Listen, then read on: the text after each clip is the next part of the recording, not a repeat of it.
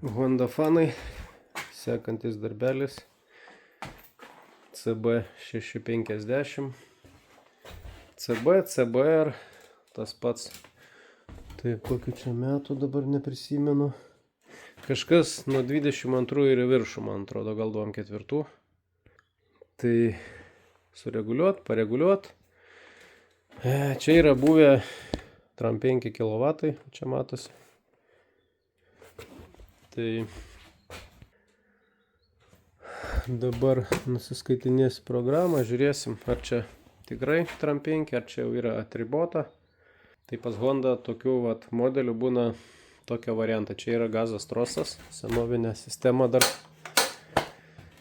Gamintojas riboja 2 būdais: per kompiuterį, kuris randasi ten po boku, man atrodo, kažkur ant bako, nežinau, šitam net neėmės, nėra reikalo, galima ir taip padaryti be ėmimo.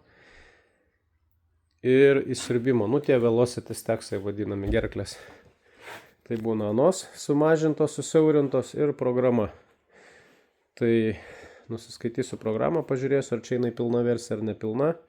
Kad jinai pilna, nereiškia, kad ten tie yra pakeisti. Tai irgi, aišku, išsimatuosim pirmą ir žiūrėsim, ar jisai yra pilnų kilovatų versija ar ne. Jeigu yra pilnų, aišku, reguliuosim taip. Jeigu nepilnų, atstatysim, reguliuosim, čia kaip ir skirtumo nėra. Tai dabar laukiam dalių, kitą išmetimą. Užsakė savininkas, ten pavadinimo kažkokio neprisimenu, reis, pro reis, kažkoks žodžiu, tai pilnas bus išmetimas be katalizatoriaus. Turėčiau gauti turbūt kitą savaitę, šiandien penktadienis viskas. Taip, apie konfiguraciją daugiau nėra čia ką sakyti. Visiškas stokas. Apart yra quick shifteris įdėtas,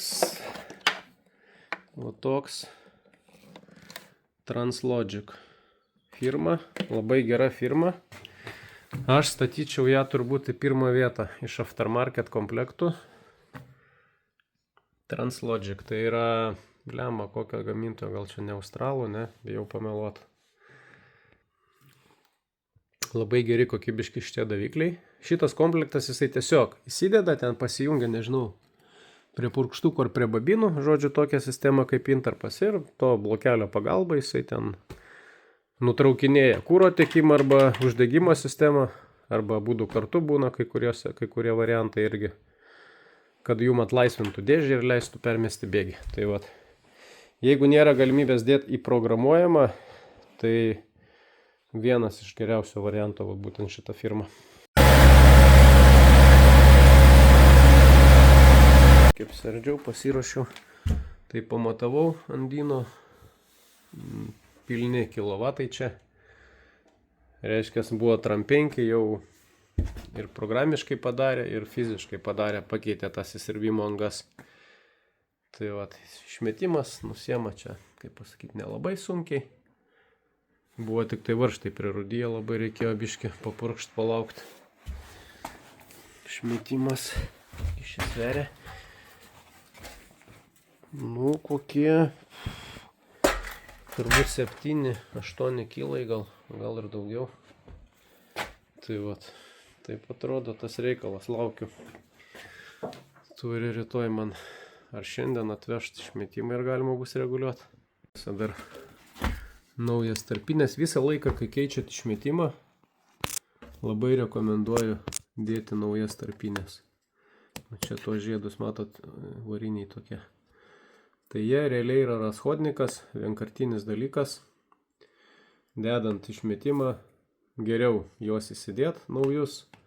100% žinosit, kad sandaru, nes po to būna įsideda ir nesandarus išmetimas arba atsiranda pašalinis garsas. Tas garsas yra labai specifinis, jisai primena vožtuvų. Nesureguliuotų vožtuvų, toksai cik, toksai garsas. Vat būtent, nesumaišysi, viens prie vieno atrodo, ar vožtuvai, ar išmetimas. Tai be dūmų mašinos patikrinti yra sunku šitą visą dalyką. Dūminę mašiną pajungia, tada matot, kad per tenai leidžia, bet tai vat, tą pačią, kad jau čia buvus 5, tai trumpai kaip atskirti, ar pas jūs yra 35 kW motociklas. Tai pavyzdį galim paimti Honda, Yamaha, Paprastai pravažiavus, nepatyrusiam žmogui gal jis nepasakys, ar čia yra tram 5, ar čia pilni kilovatai, tuo labiau, kai tas galios skirtumas yra nedidelis. Būna tram 5 kW, o pilna galia, tarkim, 45 motociklas pajėgus, kaip pavyzdys, šitas daugiau, bet tarkim, pravažiavus jūs, kaip pasakyti, nepasakysit be kažkokio papildomo ardymo, tikrinimo įsiurbimo angų. Tai įsiurbimo angai tie šnorkeliai vadiname, ne? Pa šitą reikia ardyti baką, lysti filtradėžę, pas Yamaha analogiškai. Per filtradėžę su stetoskopu ten galima iš kito galo pamatyti realiai, kad tos angos yra susiaurintos. Kitas dalykas programiškai. Per programą, per diagnostiką ne visada tą dalyką galima pažiūrėti. Tai apribotas, sakau, būna kompiuteris, įsiurbimas. Kartais būna ir sklendės, reikia žiūrėti, ar sklendė atsidaro iki galo, kai sukat rankeną. Tai ne tik tai taip, kad atrodo, kad visa rankena atsidaro, bet reikia žiūrėti fiziškai, ar sklendės atsidaro pilnai. Tarkim, 90 kampų, ne visą laiką būna 90, nuo modelio priklauso, gali būti mažiau. Tai toks, pirminis patikrinimas realiai reikia važiuoti kelią. Dažniausiai A2 kategorijos mocai apriboti, jie nevažiuoja daugiau 160, 170, 150, o tose ribose jų yra maksimalus greitis. Jeigu jūsų mocas važiuoja 200+, nesvarbu, kad jis ten yra, kaip pasakyti, negalingų tų kilovatų net ir pilnoji versija. Jeigu važiuoja 200+, didelė tikimybė, kad ribotuvai jau yra nuimti. Žodžiu, tai yra pilna versija. Aišku, tikslingiausia, geriausiai yra išmatuojant stendu ir matai, kiek ten tų kilovatų, bet čia toks paprastas būdas, kur galbūt patys galite. Aišku, ir motociklė galėtų būti bėda, nereiškia, kad pas jūs tram 5, tarkim. Galėtų būti kažkokia problema ir jisai galėtų netraukti, irgi galėtų susiklaidinti. Tai dažniausiai reikia žiūrėti ant dokumentų, kas yra, jeigu ant dokumentų yra buvę 35, tai didelė tikimybė, kad pas jūs tiek ir yra, bet šiais laikais jau būna ir į Lietuvą pareina jau nuimti tie ribotuvai, tai objektyviai vertinti būna ir pardavinėja tos mocus, toks pasakymas, tikrai traukia geriau negu 35, toks irgi, žinai. Nėra įrodymo, pasakiau, bet įrodymo nėra, kad čia pilni kilovatai. Tai yra buvę tokių variantų, kad kompiuteris būna jau perprogramuotas, padaryta pilna programa, bet nepakeistas įsiurbimas. Vėl jau mocas jisai nevažiuoja taip, kaip turėtų būti, galima susiklaidinti, pajungi diagnostiką, matai, kad tai yra pilnoji versija, bet čia yra įsiurbimas apribotas. Arba priešingai irgi yra buvę porą variantų. Sudeda jau to šnorkelius pilnų kilovatų, arba filtradėžę visą, kompiuteris paliktas 35 kW versija, taip pat jisai nevažiuos normaliai. Tai tuo variantu, kai yra atribotas kompas, o paliktas įsiurbimas, yra mažiau pavojingas reikalas, kadangi ten bus didelis kuro perpilimas, kuris nėra toks pavojingas kaip kuro didelis nedapilimas. Tai jeigu programa palikta 35 kW, o šnorkeliai pakeisti į pilnų kilovatų, jau motociklas gaus žymiai per didelį oro kiekį ir gausis, kad tas oro kuro santykis yra į liesąją pusę smarkiai per didelis. Ir jeigu drošit, smauksit, ilgoj perspektyvai gali atsitikti tikrai variklio pažeidimų, gali pradegti ten, žodžiu, cilindrai, vožtuvai ir taip toliau. Tai kai kurie mocam, kurie turi, tarkim, elektroninį galios perdavimą, įsiurbimų dažniausiai ten nieko keisti nereikia, viskas darosi tik tai programiškai. Senesniem, kur gazas trosas, tai būna sklendės, neatsidaro, stoperiai ten tokie įdėti, bet jau ten galit fiziškai pasižiūrėti, bet dažniausiai būna programa ir įsiurbimas. Naujesnės Hondos jau tie mažų kubotūrų jau irgi, man atrodo, ten pradėjo leisti su elektroniniu galios perdavimu, tai jau tų šnorkelių keist nebereiks. Yamahas nuo 25 metų į viršų analogiškai, Kawasaki mažų kubotūrų iki 900 kubikų, tram 5 kW, ten 7 kW versija variklis.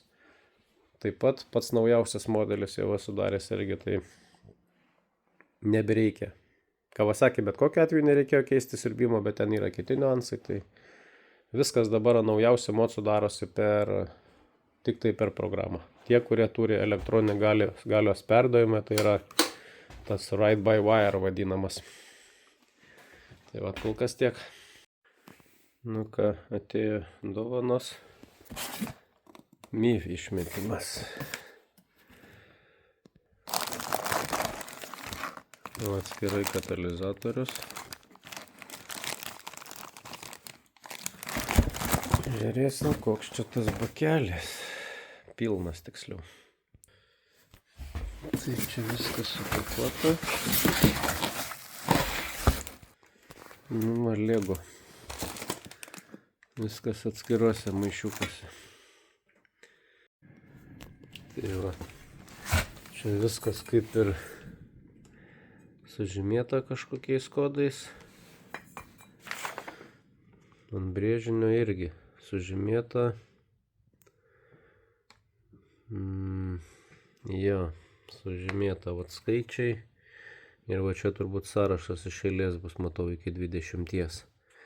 Nes taip gali dėliot, bandyti, aišku, čia iš akies surinktum greitai, bet ką galiu pasakyti apie išmetimo kokybę pačią, tai, yra tokių biškį niuansų.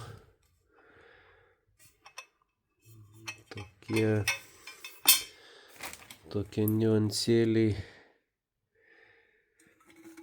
Ne pats gražiausias suvyrinimas. Realiai, nežinau, kiek iš čia kainavo, manau, štuka plius vis tiek.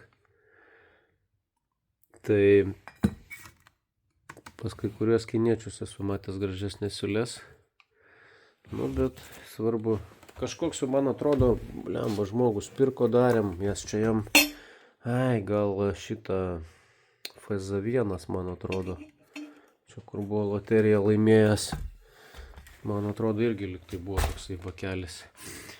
Tai vat viskas, rinksim, žiūrėsim. Dėl katalizatoriaus. Katalizatorius va čia dedasi iš galo į slipono pusę ir užsimauna sliponas, va šitaip. Tai labai gerai iš tikro yra. Reguliuosiu be katalizatoriaus, manau. O po to jau, kai norės žmogus varyti technikinę, atjungs čia vieną spiruoklę, laikiklį ir galės tą katalizatorių įsidėti tech apžiūrai. O taip važinėt be jo.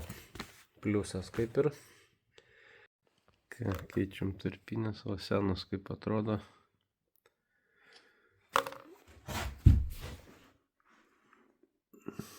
Nesilaiko jos tenai, žodžiu, reikia arba kažką tept, kažkaip kitaip šamanint. Kiam čia dėjau paskutinį kartą, man atrodo, BMW liktai. Ant tokių pipciukų jos pum užsifiksuoja ir niekas nekrenta, o šitos, jeigu ją taip sausai dėti, jinai nesilaiko, iš karto krenta lauk. Tai ir matos prispaudimas, o skirtingose vietose jau yra irgi, tai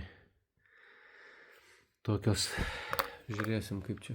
Ar man čia nekris, jeigu kris, tai reikės su kažkokiu specialiu silikonu biškį patepti. Ką, įpusėjau dėjimą, bandžiau uždėti sielą iki šitos vietos. Tiksliau, ne iki šitos pilna. Neįmanoma visiškai, žodžiu, ten tos kojos kiekvieną savo vaikšto. Tai jo, neužpipinsi.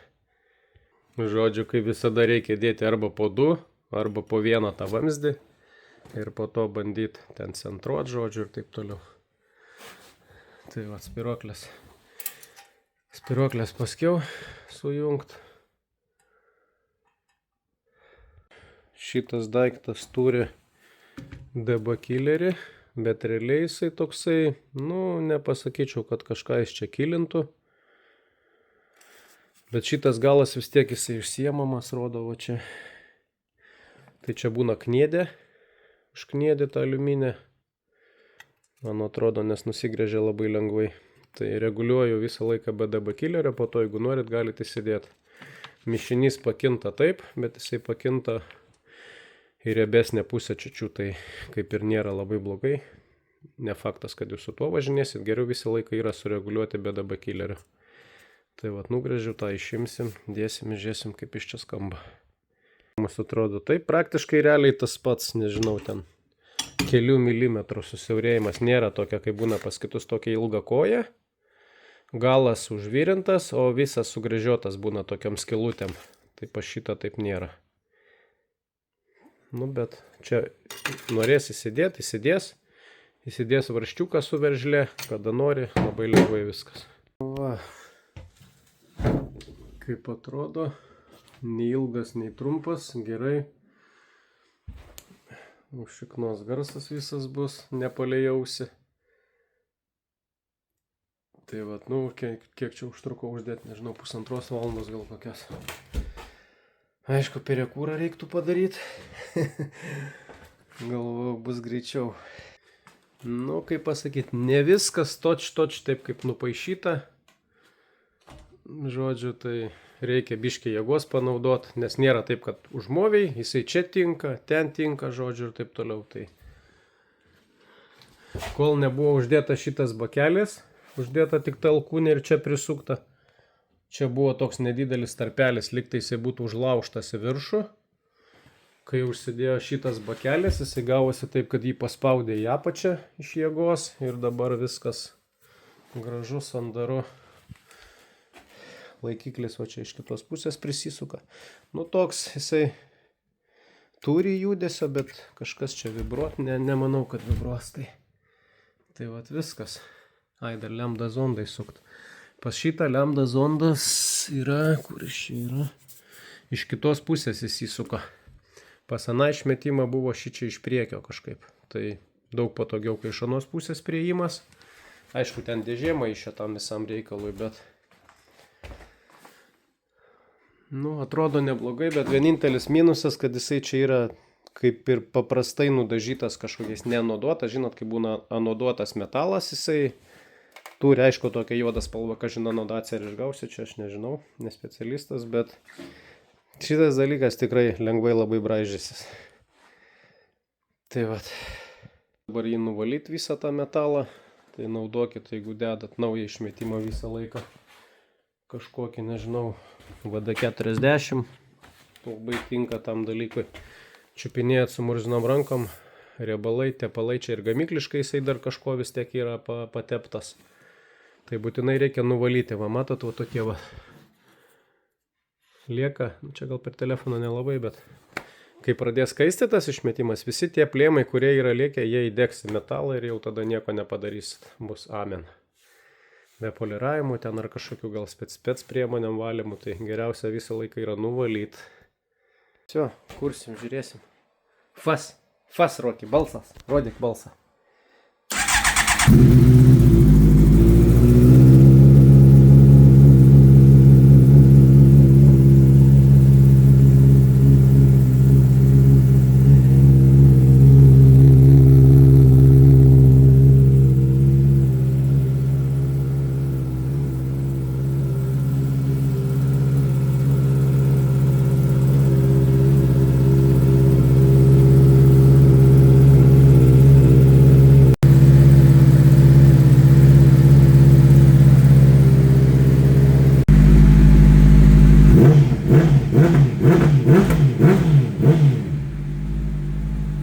Aparatas kaip ir baigtas. Rezultatas su šituo išmetimu tikrai geras. Ta prasme, verta būtų dėti tiesų. Nežinau, kiek jisai čia kainavo realiai, bet diametras gana didelis. Garsas geras, bet ne per garsus. Tai kas turi tokį motociklą, yra niuansų ten su kuro sistemos reguliavimu, kadangi pas juos yra lambda zondas. Tie, kurie nuspręs išjunginėti lambda zondą, jums tikrai bus bonusas, žymiai geriau galima bus sureguliuoti. Tie, kas dėl technikinės nori savo eiga, lambda reikia palikti. Apgavikų pažiūrėjau, pirkti nėra šitam modeliui, bent jau kol kas, kad galima būtų apeiti visą tą reikalą. Tai labai didelę dalį gazo diapazono ir apsukų jisai neduoda reguliuoti kuro sistemos. Ta prasme, tu reguliuoji, gali ten kuro korekcijas daryti, bet lambda zondas jisai viską atiminėja ir stato į tą savo vietą, žodžiu. Tai minusas. Kas palieka lambda zondą? Kas lambda zondą išjungia, tikrai ar galios ten daug dasidės tame diapazone, ne faktas. Kažkiek manau taip, bet tas dalykas jisai labiausiai bus juntamas ant moco gazo tolygumo, priėmimo, švelnaus valdymo ten ir visa kita. Tai bonusas. Maksimali gazo padėtis nėra problemų. ir artimos maksimaliai, nėra problemų, ten viskas susireguliuoja, kai duodat normaliai gazu, lambda zondas jisai atsijungia, ta prasme nebeatiminėja kūro. Tai čia vienas iš tų motociklų, kuris apima labai didelį diapazoną gazo padėties, kur stovi to Euro 5 normoj. Tai vat, daug kalbėti turbūt nebėra ką, einam prie skaičių, išmetimą viską jau čia matėt. Tai va, maksimali galia buvo 91, dabar yra 98. Ta, kur prieš tai CBR dariau, neprisimenu, kokie ten buvo skaičiai, reikia pasižiūrėti. Tai va, rezultatas daugiau negu geras.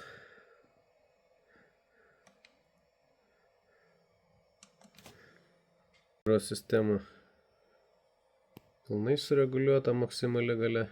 Tai skirtumas, manau, tikrai jisai pasijus ant važiavimo. Labai gaila tik tai, kad tai lambda zondai pradėjo smarkiai kišti koją. CO matavimai, tiksliau ne lambda zondai. Lambda zondos išjungti problemos nėra. Tai va, savininkas dar pasigalvos, ką čia toliau daryti. Jeigu nuspręs tą lambda zondą visgi išjunginėti, tai papildomai niekas nekainuos, procedūra bus greita, galės atliekti su mocu, galima bus išjungti tą reikalą ir viskas, tiek žinių. Prasuksiu, paklausysit, kaip jisai čia skamba.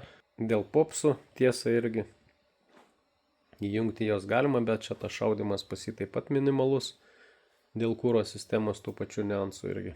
Tai jeigu visgi sugalvos tą lambda zondą šalinti, galima bus padaryti geriau, patobulinti dar labiau. Tiek žinių, paka visiems.